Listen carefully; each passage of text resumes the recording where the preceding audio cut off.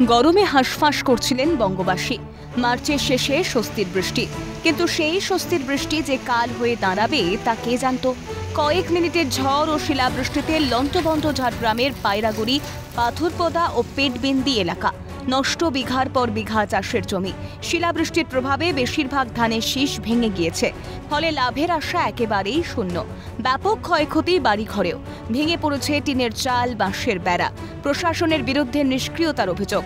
ক্ষতিপূরণের দাবিতে ঝাড়গ্রাম ও চন্দ্রী রাজ্য সড়ক অবরোধ করে বিক্ষোভ গ্রামবাসীদের। এই যে শিলাবৃষ্টি ঘর বাড়ি ভেঙে গেছে, আর জমি লোকে জমি করে ধান চাষ করেছিলাম, ওটাও নষ্ট হয়ে গেছে।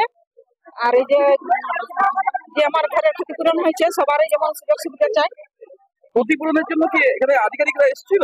না, কেউ আসেনি। সবে বড় বড় টিলা সব এডভেস্টার ভেঙে গেছে, একটুকু মানে দাঁড়াই ফেলার জায়গা নেই। তারপরে আমাদের জমিনে ধান গেছে, আমরা যে কোনখানে দাঁড়াবো তার কোনো ঠিক নেই। আমাদের 1200 বাড়ি ভেঙে চুরমার হয়ে গেছে। সে কৃষি জমি যে চাষ হয়েছে তার হিসাব দিতে পারছি না। মানে ব্যাপক জমি, কাল্লা থেকে, ঝিঙ্গা থেকে, ধানের থেকে, গাছপাত থেকে সমস্ত ক্ষতি, ঘর বাড়ি শেষ হয়ে গেছে। যে মানুষগুলো আমরা যেভাবে দুর্ভাগ্য বসবাস করে আছি, সেই বসবাস করার জন্য আমাদের সুব্যবস্থা করার জন্য বিডিও ম্যাডামকে এখানে চাই, এই ব্যবস্থা করুক।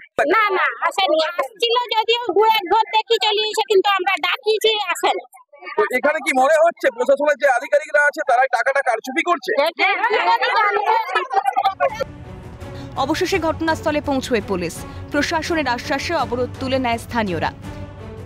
চাষি ভরসা, কেউ ঋণ নিয়ে, আবার কেউ নিজের যেটুকু সামর্থ্য তাই দিয়েই চাষ করেছিলেন। সেই চাষের ওপর ভরসা করেই চলত সংসার, কিন্তু তাতেও ঘনিয়েছে অন্ধকার। এখন কিভাবে চলবে সংসার, তাই ভেবে কুল পাচ্ছেন না অসহায় মানুষগুলো। ঝাড়গ্রাম থেকে বিদেশ বেরার রিপোর্ট, ক্যালকাটা নিউজ।